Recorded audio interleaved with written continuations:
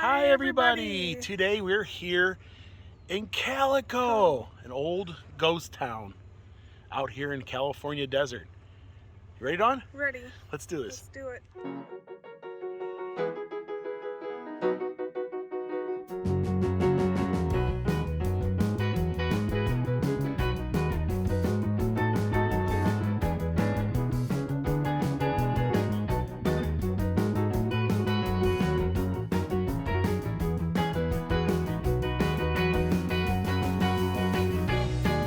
Good morning everyone. Guys, we stayed in a wigwam for 2 more nights, so you can't beat $98. I think it was our favorite hotel in the whole whole trip. Well, I wouldn't say the favorite because the Blue Swallow and all were real good, but for California it was. So we ended up coming back here for 2 more nights because everywhere else in California it's like $150, $160, $300 a night. Here was $98. And so we stayed in a wigwam for 2 more nights consecutively, plus the first night we came in on. So we stayed here for 3 nights. You were a good stay, Mr. Wigwam. That was really cool. We had a good stay. Another beautiful morning here in California. Of course, it's always great to wake up along the wigwams. It's always good to hang out with the wigwams. Yeah. It was really nice, clean, very clean. We keep seeing old cars cruising around. It's a common thing here. I think everybody takes their Saturday morning cruises through the wigwams. Beautiful T-Bird. Beautiful Volkswagen bus too. That is cool. I love to have that T-Bird. Oh. I like the T-Bird. Wow, that is sweet. It's got the opera window and all that. Beautiful. Here comes an old Cadillac too, Eldorado. That's a cool cruiser too. Nice ride. I guess if I had an old classic, I'd cruise through the wigwams. I mean, you have to, right? Here comes an old Chevy like Nomad. Look at that. Impala. He's got a skeleton and everything in that one.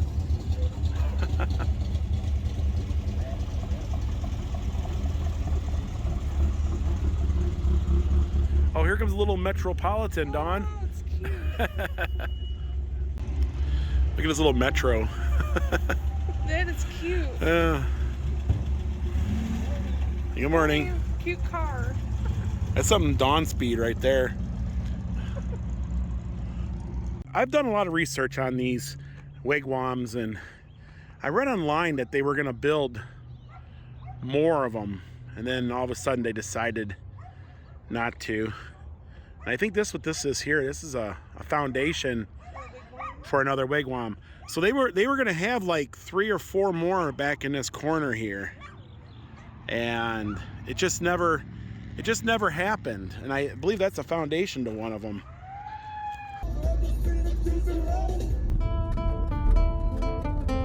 "3 miles to Calico Ghost Town. Yeehaw!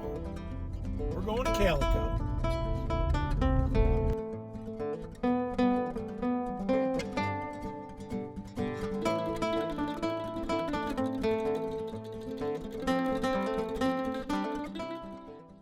Calico Ghost Town, 1881's largest silver mining camp.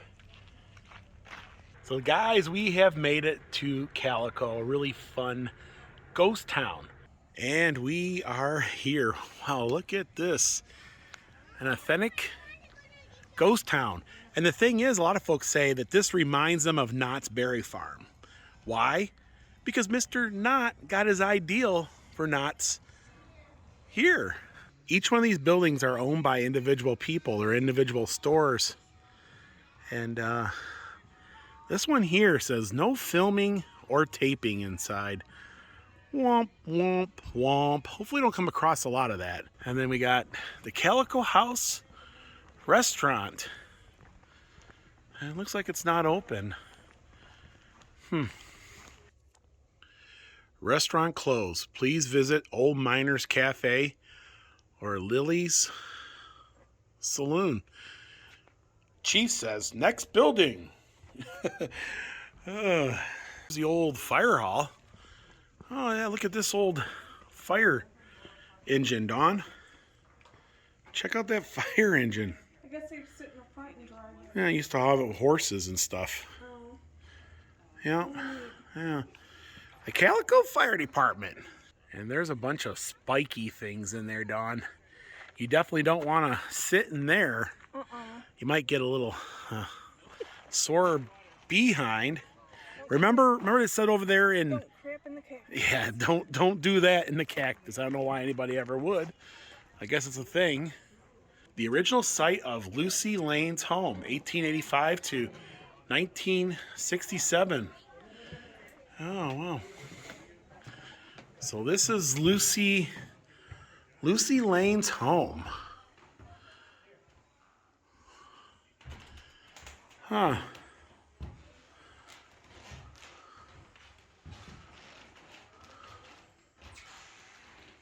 Oh, they had donkeys and stuff back then. Yeah, burros.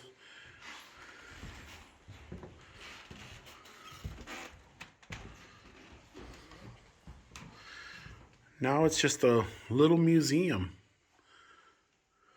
Well, here's Lucy's kitchen. Wasn't much to it, was it? You got a trunk and a wardrobe and... That reminds me of the old West movies where the guy would sit in the tub and he'd have his piece in there, and the guy would come in there and he'd be like, I've been looking for you, and he would... And they'd have to boil the water and pour it in the tub. Yeah, kind of like someone like Clint Eastwood would sit in there and smoke a cigar, right? That there is Pico Silver Lodge. The old telegraph. Do you know what a telegraph is? Phone. The phone.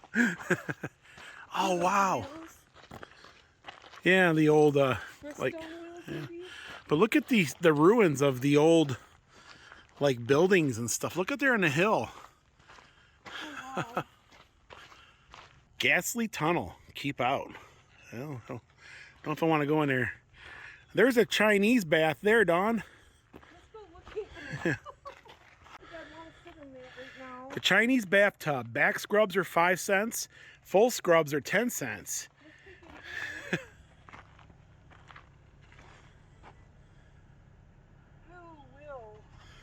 What is in there? You looking weird.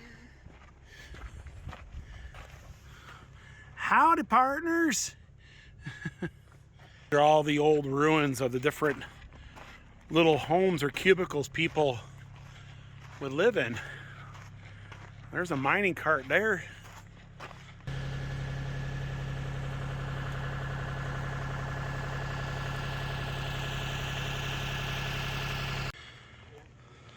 Dawn, you're sitting in the caboose.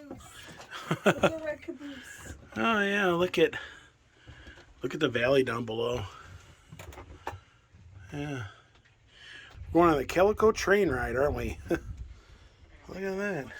Harris, and I'm here with Mrs. Annie Rickard, 2 miners from Calico's heyday. We would like to welcome you aboard the Calico and Odessa Railroad. Howdy there, folks. You all please stay seated as we take a ride together along the back country of Old Calico. As we go around this first curve, notice the miners' cabins built along the canyon walls. As crude as they appear, they were ideal for protecting us from the hot summers and cold winters here at Calico, and perfect for the independent types who like to fend for themselves. Of course, many miners stayed in boarding houses, mainly for modern conveniences like home cooking. I got my nickname Hard Rock because that was exactly the kind of mining we did around here. The rock is so hard, and we didn't have any water to use for mining, so we had to hack and blast away at the rock. During the boom years, Calico's 10-square-mile mining district boosted a population of nearly 2,000, with almost 1,000 actually living in the town side of Calico. After the mining ended, Calico really was a ghost town. That's to say, it was mainly abandoned, but it was restored and reconstructed by the Knott family in the 1950s. Back then, they had workers actually living here.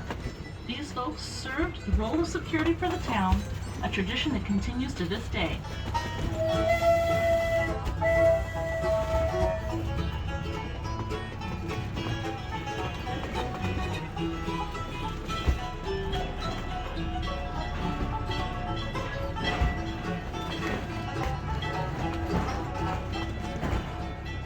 As we round this next curve, look to the left of the engine and notice the pile of rocks painted white with a white marker on top. This is an example of what a corner monument looked like.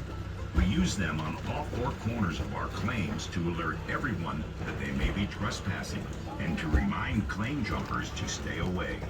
Remember how the first traces of silver were discovered right on the ground in the spring of 1881, and Calico's silver rush was on. Miners came from all over, including well-known towns such as Virginia City, Bodie, and Tombstone, Arizona. This large area to the left of the train was where some of the miners lived. There is still one surviving wall out there. It's outlined in white. Beyond the mountain to the northeast was East Calico, where among others the big Bismarck mine was. There was a little community out there with a store and a saloon.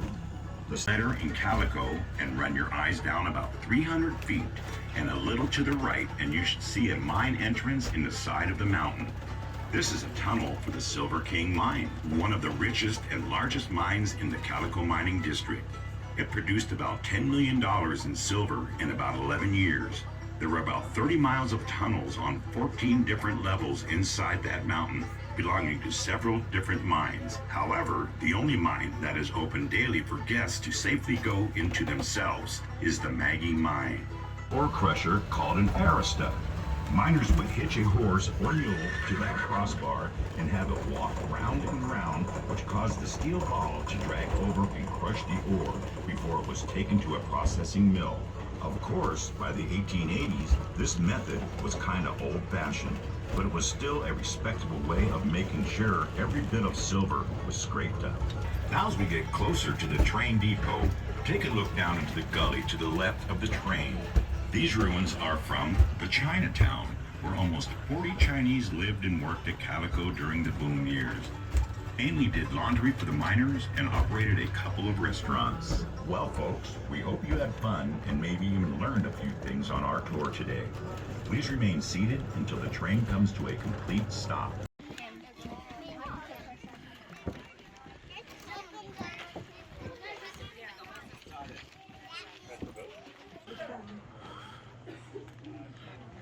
Well, there's a Pappy playing the guitar.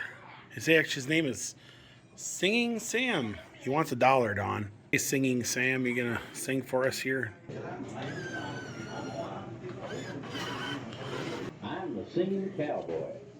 If you stop and listen for a spell, I'll sing you some songs about the old West. Maybe you'll get an idea of what it was like to be a cowboy back when the West was young. You know, just like the cattle we used to drive across the country, us cowboys never liked being hemmed in by nothing. This here is a song about an hombre that just doesn't cotton to fences. Oh, give me land, lots of land under starry skies above. Don't fence me in. How did Calico get his name? Well, that depends on who you ask. As I hear it, back in 1881, some gentlemen were sitting around town hall discussing names, and not liking any of them. Then one man said, "It's as purty as a women's calico skirt." Right then and there, they knew they found the name, Calico. And it is true, these mountains are as colorful as a calico skirt. What is an essay office? I'm glad you asked. An assay office is important to a mining town like Calico. I receive bullion, or precious metals, from the folks mining in these hills. Then use some of the tools you see here. Test the purity of the metals. I also keep records showing what was found and who found it. So if you find silver, bring it back to me. And what was mined at Calico? Oh, you want to know what we dream of? Well, it was silver. Here in Calico, we have silver fever. Silver was discovered here in 1881. And in the 15 years that followed, over $86 million in high-grade ore was taken from the 10 major mines in the area. At one time, there's about 30 miles of tunnels within those Calico Mountains. Before your journey into the mine, we'll give your eyes a chance to get accustomed to the dark as we give you a mini education on the type of minerals. We're in a mine, Dawn. The Maggie Mine. Oh, wow. We used black light in the showcase to highlight what would otherwise be pretty bland-looking materials. Experience of a miner could find pay dirt in high-grade ore. Look at the rainbow of colors sprinkled over the samples in our showcase. The red and green specks are aromite. Each red spot represents calcite, and the green color there reveals the presence of zinc. Those blue samples are scheelite, which tells the miner he... Wow. Going way down into the bowels of the earth. It looks like it used to be a shaft to get down in here. There's a miner in there. He looks like he's drilling for some silver.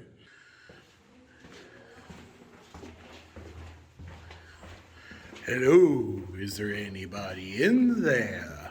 Holler if you hear me. Yeah, we're way back in here.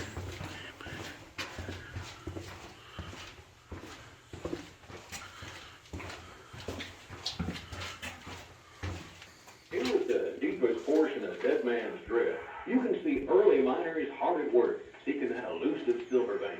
This part of the Maggie mine was given the name Dead Man's Drift because no mine timbers were used to support the roof and walls.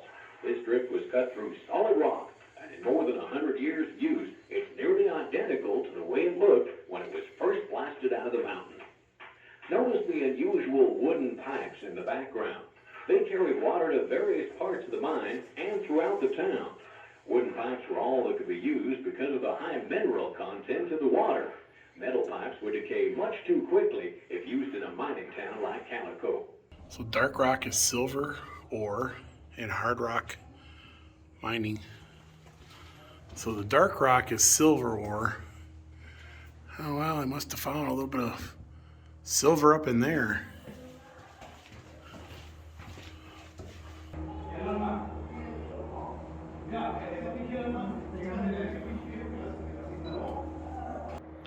These guys are still making a little money down here. Look at that. They found silver and gold. Well, nickels and dimes. Yep, and even a Las Vegas chip to go with it.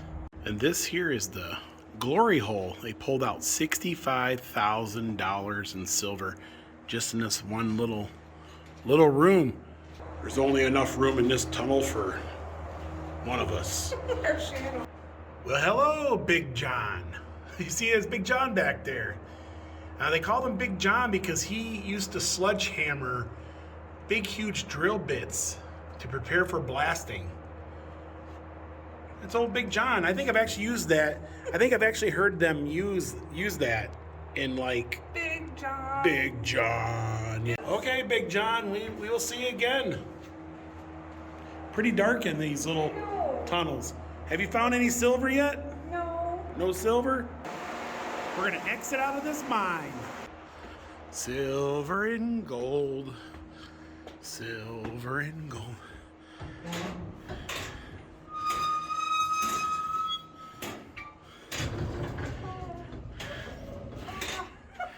I can't see it. The metal bar in my head.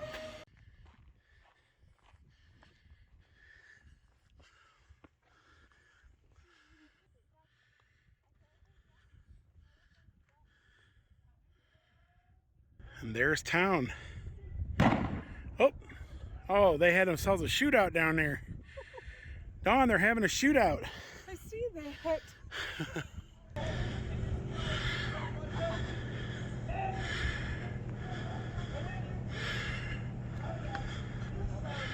Well, there's the old miners, cafe, food, snacks, beer, and wine. Well, there's an old schoolhouse out there. They got a mystery shack over there, and definitely feel like you're in the Old West, right?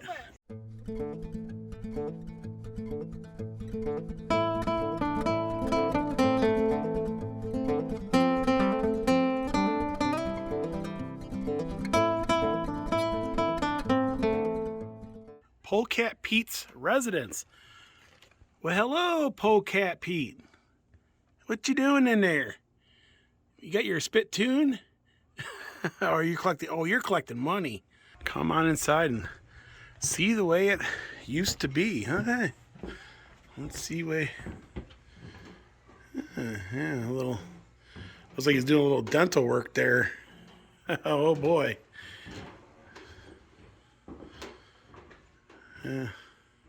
Back in the old west, right?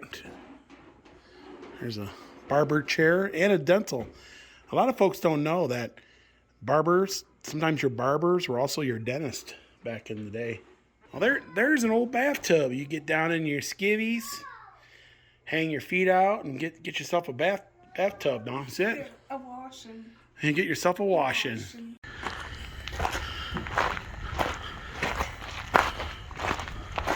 Walter Knott, who brought this little ghost town back to life.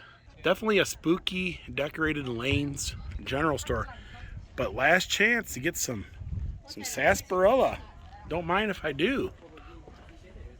Just like an old general store would look like. Oh wow, they got some old time candies, and they got candy, cigarettes, and the bubble gum. Of course, we have a couple boxes at home. Yep. We do. Candy, cigarettes, and the bubble gum. Yeah, these are cool too. Buy a fine dress for the lady folks, like Dawn. I got the dresses up there. Yep. Yeah. Hanging them out to dry. An old little post office. A guy used to sit in there, and you would ask him for your mail. He'd be like, "You got mail for me?" And he'd be like, "Nope, no mail for you because nobody cares about you." That's what they would say. Maybe. Think they were friendly, the post office officers back then? I think Elton John would be proud. We got some sarsaparillas, Calico. Yes, Slim sarsaparilla. You ready? You ready? Cheers. Yeah. What do you think? It's a sarsaparilla. Sarsaparilla. It tastes like a root beer. You gotta have a sarsaparilla while you're here at Calico. I mean, Walter Knott is dedicating Calico, Ghost Town, to the memory of the heroic silver miners who lived and toiled here. Preservation of a singular California heritage is also dedicated to you, the visitor, as a consultant source of learning and enjoyment. Are you enjoying that sarsaparilla? Yes, I am. Well, Pappy, I see that you have all your fingers. A lot of your friends don't, but it's great that you kept all your fingers. Have you had a sarsaparilla today? I think you have some of mine. Oh. He's got his fingers, but he screwed it into his finger. You see that? Yeah. Why did you do that? It was an operation. It had to hurt. Had to hurt. At least he's got his fingers, though. What did you think about Calico? It was fun. It was. We're starting to get busy. Not all the shops were open, though. A lot of things weren't open. Yeah, but it was fun. Definitely lived a little bit of the Wild West.